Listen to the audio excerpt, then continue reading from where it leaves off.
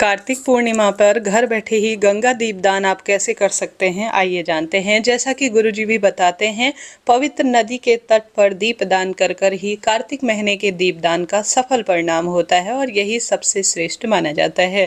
घर पर भी आप गंगा दीपदान कर कर, गंगा मैया का पूजन कर कर पूरे कार्तिक महीने का संपूर्ण फल प्राप्त कर सकते हैं। तो ध्यान से सुनिएगा जी, अंत तक बने रहिएगा। हर हर गंगे नमामि गंगे कहते हुए कार्तिक महीने के पूर्णिमा के दिन घर में आप स्नान करें गंगा जल मिश्रित जल से। संभव हो तो पवित्र नदी के तट पर स्नान करने का शास्त्रों में ज्यादा प्रावधान है। ऐसा संभव ना हो पाए तो घर पर ही गंगा जल मिश्रित जल से स्नान कर कर सूर्य भगवान को जल चढ़ाकर ब्रह्म मुहूर्त में अर्थात सुबह या शाम को प्रदोष काल में जब भी आपको समय मिले घर में आप गंगा जल जो है सुंदर रूप में गंगा का पूजन घर बैठे कर सकते हैं। गंगा मैया पितरों का तारण करती हैं, अधोगति से मुक्त करती हैं, धर्म अर्थ काम मोक्ष की प्राप्ति कराती हैं और सद्गति देने वाली हैं। तो आप सभी पवित्र नदी का ध्यान करते हुए अपने घर की तुलसी माता के पास बैठकर या किसी भी स्थान पर जहां पर भी आपका मंदिर है वहां पर आप बैठें।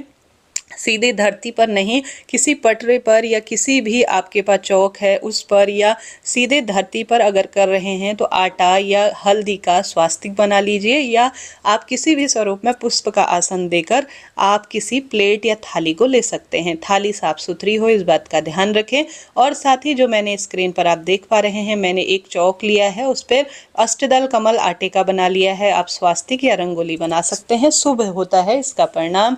आप सभी हर हर गंगे नमामि गंगे श्री शिवाय नमस्तुभ्यम ओम नमो भगवते वासुदेवाय कहते हुए सबसे पहले आप गंगा जल डालें थाली में। सबसे पहले गंगा जल, क्योंकि गंगा जल जो है वही जल को पूर्ण गंगा जल बना देता है और सप्त नदियों का प्रभाव इसमें आ जाता है। तो सबसे पहले गंगा जल डालें, पहले जल नहीं डालना है, इस बात का ध्यान रखें। पहले गंगा जल ध्यान करें और उसके बाद अपने घर के नल का जो आपके पास पवित्र स्थान का जल है वह आप समर्पित करें। उसके बाद आप सभी अपने पितरों का ध्यान करते हुए कार्तिक महीने का पूरा फल मुझे मिले, हे गंगा मैया आप प्रतीकात्मक रूप से मेरे इस थाली पर आकर वास करें, मैं आपका पूजन करने जा रही हूँ, ऐसी प्रार्थना करते हुए आप जो गंगा मैया हैं उनको जो आपने स्थापित किया है थाली पर, उस पर सबसे पहले आप पुष्प समर्पित करें, काले तिल समर्पित करें, रोली चंदन मौली अक्षत सभी चीज़ें समर्पित करें ताकि गंगा मैया इस पर आकर सुंदर रूप में आपकी पूजा पाठ को सफल करें। देखिए भावना ही तो है।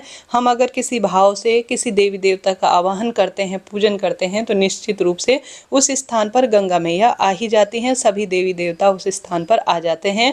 ऐसे में इस तरह से आपको सबसे पहले गंगा मैया के निमित्त पूजन करना है।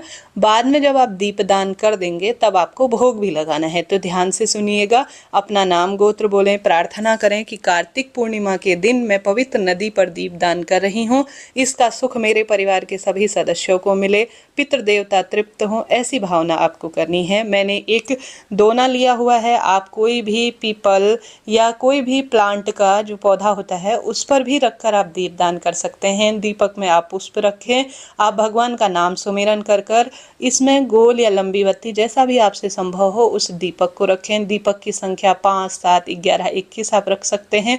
मैंने अभी आपको दिखाने के लिए सिर्फ एक दीपक लिया है।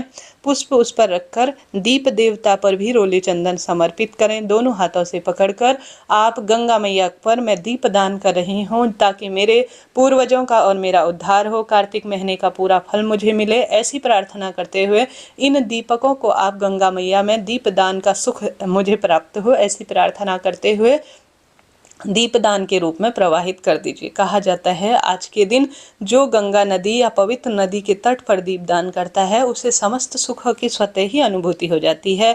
तो इस तरह से आपको गंगा मैया का पूजन अपने घर बैठे करना है और साथ ही ज़्यादा से ज़्यादा दीपदान करना है। परिवार के सदस्यों के साथ इस दीपदान को करें, निश्चित रूप से सर्व सुखों की अनुभूति आपको हो जाएगी।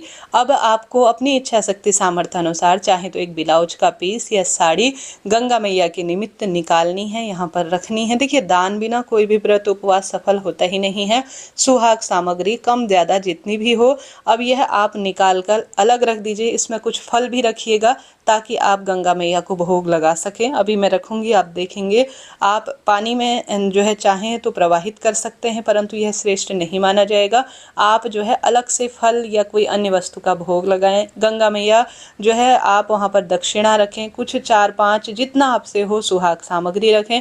चाहें तो इसे पंडिताइन को आप दान दे सकते हैं, चाहें तो आप सभी कभी गंगा स्नान करने जाएं या कोई व्यक्ति जाएं तो वहाँ पर जो पंडित जी बैठे रहते हैं, जो गंगा मैया की सेवा पूजा करते हैं, वहाँ उन्हें कार्तिक महीने का यह मेरा दान है ऐसी प्रार्थना करते हुए आप जो है इसे भिजवा दीजिएगा। इस तरह से यह कार्य किया जाता है। अब जब यह दीपक ठंडे हो जाए, शांत हो जाए, तो जो गंगा जल मिश्रित जल है इसे तुलसी में आप समर्पित कीजिएगा या किसी अन्य पौधे में, पवित्र पौधे में आप इसे समर्पित करें।